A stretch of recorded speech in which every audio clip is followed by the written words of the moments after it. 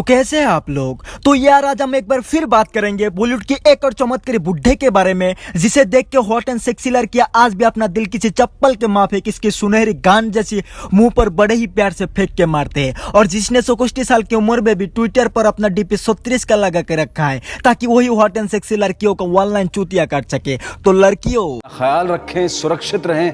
धन्यवाद और नमस्कार। हमारे महेश भोसड़ी वाले से इंस्पायर्ड इस जंगली भालू रूपी इंसान को बॉलीवुड वाले बोनी कपूर के नाम से जानते हैं, जो पेशे से एक फिल्म प्रोड्यूसर और शक्ल से एक निहायती चुतिया लगते हैं और बॉलीवुड की कुछ गोल्ड गर्ल लड़कियां प्यार से मनी कपूर भी बुलाते हैं क्योंकि शक्ल हो या ना हो लेकिन बुड्ढे का बहुत पैसा है। सही पकड़े हैं। तो बोनी कपूर ने अपनी लव लाइन 1983 से शुरू किया जिससे अल्मोना शुरबी नाम के लड़की से शादी किया और हमारे भाई से अपने 2 चूतिया भी ऐड कर लिया, जिसमें से एक है गधों की पहचान ओवर एक्टिंग की दुकान मिस्टर अर्जुन कपूर और दूसरे से किसी को कोई फर्क नहीं पड़ता। लेकिन जो कि ये हमारे महेश भोसड़ी वाले से इंस्पायर्ड है तो इनके सड़क सक दिल भी एक लड़की पर कहाँ टिके रहने वाला है, इसलिए इन्होंने अपनी बदबूदार दिल श्रीदेवी को दे चुके जो उस जमाने में मिथुन चक्रवर्ती का गर्लफ्रेंड हुआ करती थी।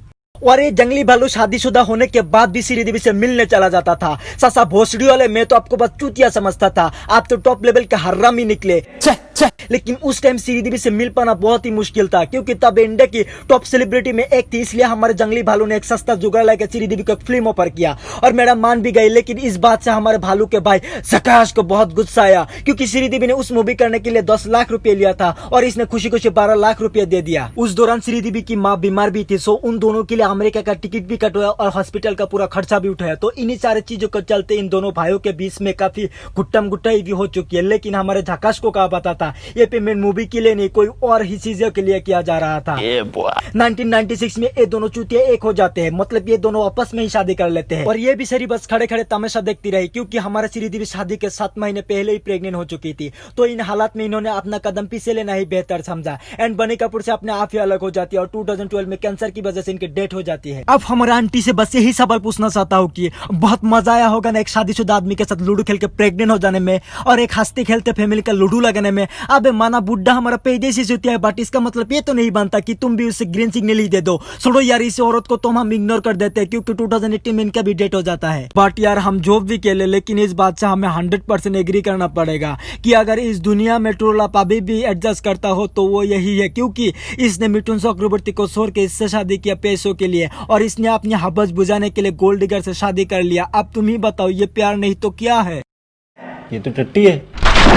तो इसने अपनी दूसरी अकाउंट से भी 2 चूतिया बना लिया जिसमें से एक है हवलदार जहानोबी कपूर और दूसरे से किसी को कोई फर्क नहीं पड़ता। तो टोटल हमारे चूतिया भालू के 4 बच्चे हुए। इसने भी हमारे महेश भोसड़ी वाले की तरह भारत की पॉपुलेशन बढ़ाने में बहुत सही कंट्रीब्यूशन दिया है और इस कंट्रीब्यूशन के लिए इनके मुंह पर एक उस लौंडे की सलामी तो जरूर बनता है। यही नहीं, अभी और सुनिए। अब इसकी समरे की चप्पल जैसी शक्ल जरा ध्यान से देखो। क्या इसे देखकर कोई ये कह सकता है ये बुड्ढे 2 शादी करने के बाद भी अपनी हवस भरी लाल किसी बेटी की उम्र की लड़की पर भी टपका सकता है?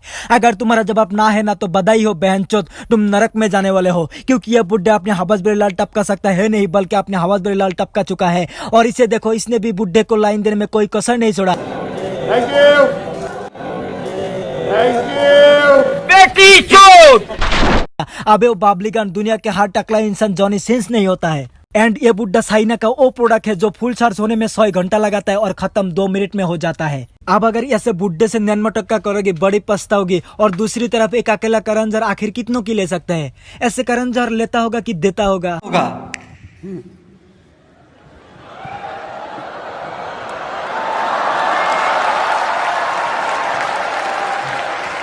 That's my position, Ranveer. तो बच्चों इस महापुरुष की पूरी जीवन कथा सुनने के बाद हमें यह सीख मिलता है कि शरीर चाहे तुम्हारे कितने भी कमजोर क्यों ना हो, बस इरादों में ठरक और जेबों में पैसा होना चाहिए। फिर लड़की चाहिए कितनी भी हॉट और टैलेंटेड क्यों ना हो वो तुम्हारे झोली में आके जरूर गिरेगी। सही पकड़े। अगर वीडियो को पसंद आए तो लाइक करो, कमेंट करो, शेयर करो और चैनल को सब्सक्राइब भी कर दो।